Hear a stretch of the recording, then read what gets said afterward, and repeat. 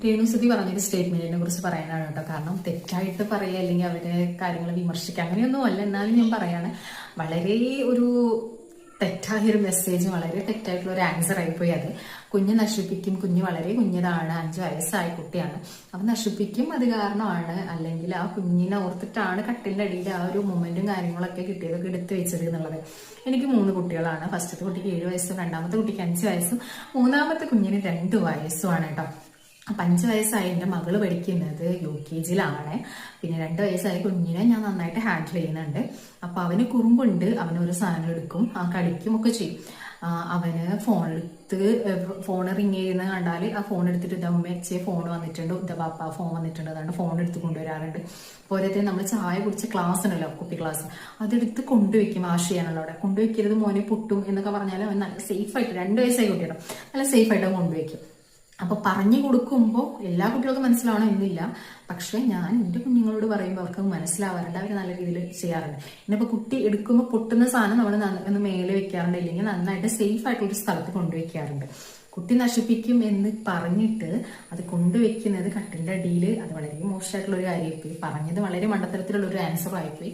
പോരാത്തതിന് 5 വയസ്സായ കുട്ടി ഇങ്ങനെ ചെയ്യുമെന്ന് പറയുന്നത് പൊട്ടന്മാരോട് പറയണം. കാരണം ഞാൻ പറഞ്ഞല്ലോ, 2 വയസ്സായ കുട്ടിയോട് ഞാൻ ഇങ്ങനെയൊക്കെ സംസാരിച്ച് അവനിങ്ങനെ ശ്രദ്ധിക്കുന്നുണ്ട് എന്നുണ്ടെങ്കിൽ 5 വയസ്സായ കുട്ടി 2 വയസ്സായ കുഞ്ഞിനേക്കാളും കുറേച്ചും കൂടി മെച്ചൂർഡ് ആയിരിക്കില്ലേ? പറഞ്ഞത് വളരെ മടത്തരായിപ്പോയി, ആൻസർ ആയിപ്പോയി. പിന്നെ വേറൊരു കാര്യം എന്ന് പറഞ്ഞത്, ഈ 2 കുട്ടികളും, അത് ഋതുട്ടനും കിച്ചും എനിക്ക് ഒരുപോലെയാണെന്ന് പല ഇന്റർവ്യൂസിലും പറയുന്നുണ്ട്. പക്ഷേ നമുക്ക് ആ കിച്ചു ഇട്ട വീഡിയോസിൽ മനസ്സിലാവും എത്രത്തോളം എന്താ പറയാ അവര് തമ്മിൽ. ആ കുട്ടീനെ ഫസ്റ്റ് കിച്ചു കാണുമ്പോൾ ആ കുട്ടിയുടെ ആ ഒരു സംസാരം പെരുമാറ്റം, ലാസ്റ്റ് ആ വീഡിയോന്റെ എൻഡിൽ ആ കുട്ടിയുടെ പെരുമാറ്റം തമ്മിൽ നോക്കുമ്പോൾ നമുക്ക് മനസ്സിലാവും എത്രത്തോളം കമ്മ്യൂണിക്കേഷൻ ഉണ്ട് എന്നുള്ളത്.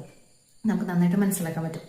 2 പേരും എൻ്റെ കുഞ്ഞുങ്ങളാണ്, 2 പേരും ഞാൻ ഒരുപോലെയാണ് സ്നേഹിക്കുന്നുണ്ട് എന്നുണ്ടെങ്കിൽ ജസ്റ്റ് ഒരു phone call, video call, conversation, എപ്പോഴെങ്കിലും ഒക്കെ ഉള്ള ഒരു മീറ്റിംഗ് കാര്യങ്ങളൊക്കെ ഉണ്ട് എന്നുണ്ടെങ്കിൽ ഒരിക്കലും ചെറുതായിട്ടെങ്കിലുള്ള ഒരു അകൽച്ച ഉണ്ടാവില്ല.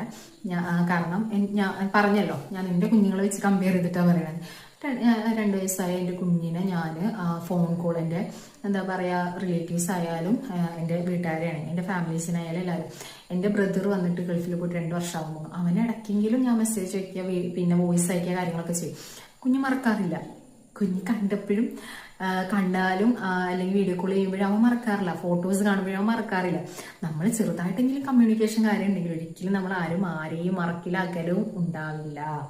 അപ്പം തെറ്റായ സ്റ്റേറ്റ്മെന്റ് ഒരിക്കലും കൊടുക്കരുത്. കുഞ്ഞിന്റെ പേര് പറഞ്ഞിട്ട് തെറ്റായിട്ടുള്ള സ്റ്റേറ്റ്മെന്റ് കൊടുക്കരുത് രേണു.